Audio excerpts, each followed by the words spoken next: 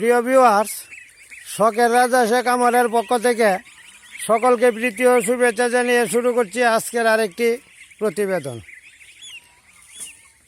যারা দেশে বিদেশে কাছে এবং দূরে আছেন তাদের সকলকেই আমি আমার শখের রাজা শেখ আমারের পক্ষ থেকে জানাই প্রীতি ও শুভেচ্ছা। আশা করি সকলেই ভালো আছেন, সুস্থ আছেন। যাই হোক প্রিয় ভিউয়ার্স, আজকের আলোচ্য বিষয় রাজহাঁসের খামার করলে কতটুকু লাভবান হওয়া যায় এবং কী পরিমাণ লাভবান হওয়া যায় এই বিষয়টা নিয়ে আজকে আলোচনা করব। আর একটা বিষয় নিয়ে আলোচনা করব, যদি কোনো ব্যক্তি কোনো কাজে লেগে থাকেন তাহলে এখান থেকে কিছু না কিছু পাওয়া যায়। কি পাওয়া যায়, কতটুকু পরিমাণ পাওয়া যায় সে বিষয়টা নিয়ে আজকের আলোচ্য বিষয়। আপনারা আমার ভিডিওটি না টেনে ধীরে সুস্থে আস্তে আস্তে আমার কথাগুলি মনোযোগ সহকারে শুনেন। যদি খামার করার ইচ্ছা থাকে বা যারা হাঁস লালন পালন করেন তাদের জন্য হয়তো বা অনেক উপকারে আসতে পারে। যাই হোক প্রিয় ভিউয়ার্স, যারা বেকার বাড়িতে বসে আছেন যে সকল ভাই বোনেরা, তাদের উদ্দেশ্যে আমার আজকের ভিডিওটি। আর যারা ব্যবসা বাণিজ্য করতেছেন, মনে শখ আছে, তাদের উদ্দেশ্যেও আমার আজকের ভিডিওটি। যাই হোক প্রিয় ভিউয়ার্স, আপনি যদি বেকার থাকেন সময়টুকু একটু কাজে লাগাতে পারেন এবং খামার জগতে গরু, ছাগল, মহিষ, ভেড়া, হাঁস, মুরগি যে যাই কিছু লালন পালন করেন না কেন, আমি মনে করি রাজহাঁসের খামারটা সবচেয়ে বেশি লাভজনক। কারণ এদের খাদ্য কম, ঘাস খেয়ে জীবন ধারণ করতে পারে, চারণ ভূমিতেও রাখা যায়, আবদ্ধ ভূমিতেও রাখা যায়, সবুজ ঘাসের উপর নির্ভর করেও রাখা যায়, দানাদার খাদ্যের উপর নির্ভর করেও রাখা যায়।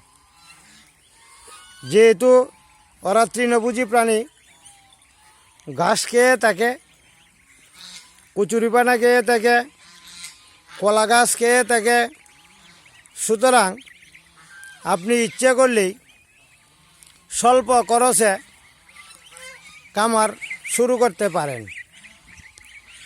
যদি চারণভূমি আপনার বেশি থাকে তাহলে আপনি অবশ্যই এই সেক্টরে আসতে পারেন। যদি চারণভূমি না থাকে তাহলে অল্প পরিসরে আবদ্ধ অবস্থায় লালন পালন করতে পারেন। যাই হোক প্রিয় ভিউয়ার্স, রাজহাঁসের খামারে যে লাভ আছে এবং এটা ভালো, সেটা আমার খামারটা দেখে আপনারা বুঝতে পারতেছেন। আমি প্রতিনিয়তই প্রত্যেকটা ভিডিও আপলোড করে থাকি, আপনাদের সাথে শেয়ার করে থাকি, আপনারা দেখতে পারতেছেন। এখন এই যে বাচ্চাগুলি আছে, এই বাচ্চাগুলি যদি বড় হয় তাহলে অবশ্যই অনেক টাকার সম্পদ এখানে আছে। যাই হোক প্রিয় ভিউয়ার্স, অবসর সময়, অবহেলার সময় যদি থাকে আপনার হাতে, তাহলে আপনি এই সময়টা নষ্ট না করে এই সেক্টরে আসতে পারেন। যদি এই সেক্টরে থাকেন অনেকটাই লাভবান হবেন। তবে আপনাকে অবশ্যই 3 বছরে লেগে থাকতে হবে। 3 বছরে লাগার পর বা এই সেক্টরে থাকার পর আপনি অবশ্যই লাভবান হবেন। আর যদি মনে করেন আজকে কিনলেন আগামীকালকেই আবার বিক্রি করে লাভ চিন্তা ভাবনা করবেন, তাহলে লাভ আসবে কম। অবশ্যই আপনাকে 3 বছর লেগে থাকতে হবে এবং 3 বছর পর্যন্ত বাচ্চাগুলিকে স্টকে রাখবেন। হয়তো বা খরচের জন্য কিছু বাচ্চা বিক্রি করতে পারেন, আর বাকিগুলি রাখবেন। দেখবেন হেডি নামায় দাও, তাহলে অবশ্যই আপনি লাভবান হইতে পারবেন। কারণ একটা হাঁস খোলা মার্কেটে 2,000 টাকা 2,500 টাকা বিক্রি করা যায়। 2,000 টাকা 2,500 টাকা যদি একটা হাঁস বিক্রি করেন, তাহলে তো আপনার এখানে লস হওয়ার কথা না, হবেও না। যাই হোক, আমি আপনাদের সাথে আরেকটা বিষয় শেয়ার করতেছি। খামার যদি করার ইচ্ছা থেকে বা করেন, খামার করার আগে অবশ্যই বিক্রির জন্য একটা মার্কেট তৈরি করবেন, যে আমি হাঁসটা কোথায় বিক্রি করব, কিভাবে বিক্রি করব, নাকি অনলাইনে বিক্রি করব। আগে বিক্রির জন্য একটা পরিবেশ সৃষ্টি করবেন। পরিবেশ সৃষ্টি করার পর খামার করবেন, দেখবেন আপনার হাঁসগুলি অটোমেটিকলি বিক্রি হয়ে যাবে। আমি প্রথমত শখের বসেই খামার শুরু করেছি। শুরু করার পর চিন্তা ভাবনা করতেছি হাঁসগুলি কোথায় বিক্রি করব, কি করব। অনলাইন প্ল্যাটফর্মে আমি এসে দাঁড়িয়েছি। অনলাইন প্ল্যাটফর্মে থাকার কারণেই আমার হাঁসগুলি বিক্রির জন্য আর কোথাও যাইতে হয় না, চিন্তা করতে হয় না। আমার এখান থেকে আইসা দেখে শুনে বাচ্চা নিয়ে যায়। যেহেতু বাচ্চা নিয়ে যায়, আমার বাজারেও বসে বিক্রি করতে হয় না, বাজারে নিয়ে যাইতে হয় না। যদিও বা আমি বাজারের চেয়ে 100 টাকা 50 টাকা বেশি দামে বিক্রি করি, কিন্তু বিক্রি করার পরেও এই বাচ্চাগুলির লাইফ সিকিউরিটি যেটা, এটা আপনারা পাবেন। এখন বলতে পারেন লাইফ সিকিউরিটি কি?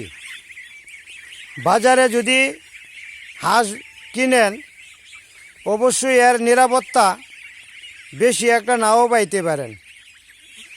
কারণটা হলো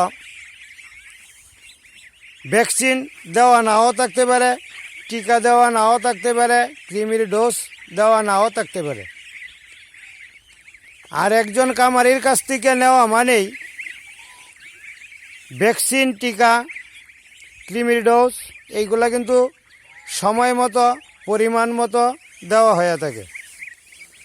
এই জন্যেই দিয়ে থাকি, যদি কোনো কারণবশত আমার হাঁসগুলি বিক্রি না হয়, তাহলে অবশ্যই আমার এই হাঁসগুলিকে লালন পালন করতে হবে।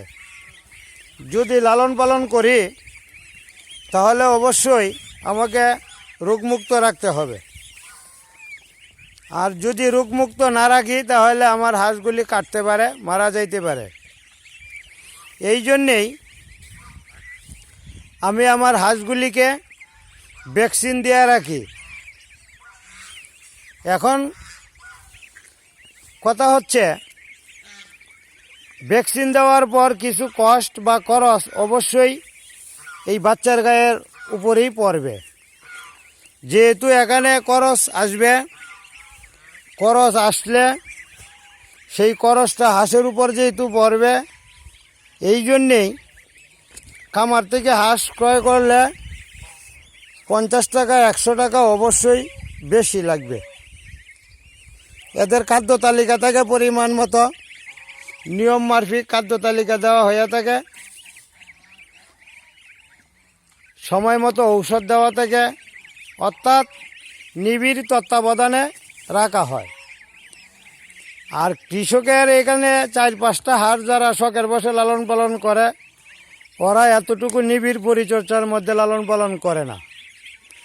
যেহেতু লালন পালন করে না, তার নিরাপত্তা বা বেঁচে থাকার সিকিউরিটি অনেকটাই কম। যাই হোক, নিরাপত্তাজনিত এবং টিকাযুক্ত বাচ্চা যদি সংগ্রহ করতে চান, অবশ্যই আমার খামার আসবেন, দেখবেন, দেখে শুনে দরদাম করে নেওয়া যাবেন। দরদামের জন্য আটকাবে না। যাই হোক প্রিয় ভিউয়ার্স, কথা বলতে বলতে অনেক কথাই বলে ফেললাম। বড় হাঁস অর্ধেকটার ভিডিও আমি দূর থেকেই দেখাইতেছি। আর বাচ্চাটা এইখানে দেখাইলাম। যদি কারো ভালো লেগে থাকে আমার খামারে অবশ্যই আসবেন, বেড়ানোর জন্য দাওয়াত রইল। দেখবেন, শুনবেন, জানবেন।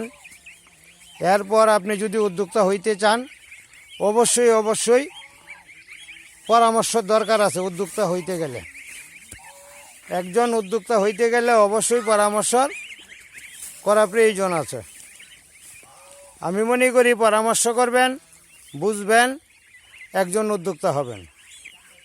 এতে করে অনেকটাই লাভবান হইতে পারবেন।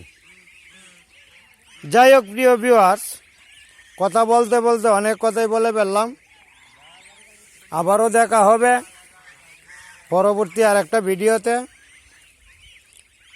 যারা আমার চ্যানেলটি সাবস্ক্রাইব করেন নাই, যদি আমার কথাগুলি ভালো লেগে থাকে তাহলে সাবস্ক্রাইব করে আমার ভিডিওটি পাশে থাকার জন্য অনুরোধ রইল। আর আমি একজন নতুন উদ্যোক্তা হিসেবে অবশ্যই একটা সাবস্ক্রাইব আশা করতে পারি আপনাদের কাছ থেকে। ধন্যবাদ সবাইকে। ভালো থাকবেন, সুস্থ থাকবেন।